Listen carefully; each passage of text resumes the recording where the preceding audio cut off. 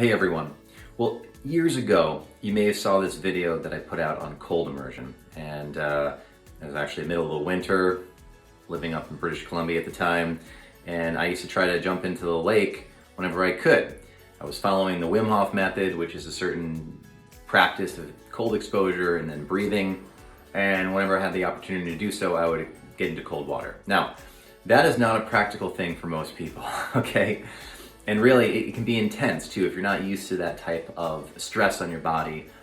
I wanted today to talk to you about cold showers. Now, again, you probably get the shivers even just thinking about that term, cold showers. And really, no one likes to take a cold shower. I don't like the cold shower. I don't even like cold immersion, but I like the way that it makes me feel. So if I'm in my shower here and I take a warm shower at first and then I kind of crank it to cold, sure, those first couple seconds are uncomfortable, but then actually you kind of settle into it, your breathing slows down, and that's when you sort of let go and you surrender to the process.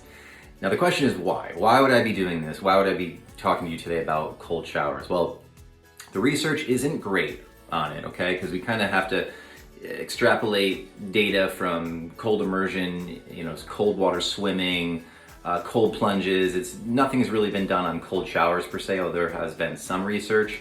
But really what we know is that it increases circulation. So if you have that hot shower and then you turn it to cold, you can do it gradually too. You don't have to do it immediately. But eventually if you end up on cold, you're gonna have more circulation in your body because that warm heat that you're exposed to from the water, that's gonna vasodilate. It's gonna increase a lot of the diameter of a lot of your vessels to increase blood flow, and then when you do the cold, it's going to vasoconstrict and reduce that blood flow. So it's kind of a pumping action in a way to improve circulation. So that's number one reason. Number two reason would be to support the immune system. And there actually was a study out of the Netherlands where they had people do cold showers, and apparently there was a 29% less sick day that they found in people that were doing the cold showers. So there is some benefit to the immune system as well. The third thing that I would suggest cold showers for would be reducing inflammation, helping with pain. So if you're having lots of pain in your shoulders or your low back, sort of stand there, let that cold water hit your neck or your low back. You can kind of move all around the shower, get it all over your lymph nodes and your neck, underneath your arms, move around. And you may notice that after doing it for, let's say you start off at 15 seconds, you work your way up to 30 seconds, maybe a minute, maybe 2 minutes, 3 minutes. You walk out and you just feel pretty good, right? And that is sort of perhaps the inflammation effect, decreasing it, that could be helping. There's also release of endorphins as well.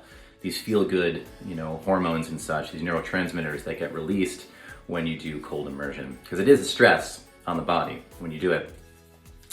And also the fourth thing I'd suggest in terms of benefit would be delayed muscle onset soreness, meaning you've exercised, you're really sore in your quads, your hamstrings, your shoulders, and you do that cold immersion and it can help to reduce the amount of soreness that you may feel from that. So I hope you've learned something here in terms of cold showers. If you want to engage in it, go ahead, try it out. Start off really slow. You don't need to crank it like I do. I've kind of worked myself into that over the years, but really what you can do is slowly turn that dial from hot maybe to medium, sit there for a little bit, and then turn it to cold near the end and see if you can push through that fear and that just uncomfortable nature that we all have around cold, because cold can be very healing.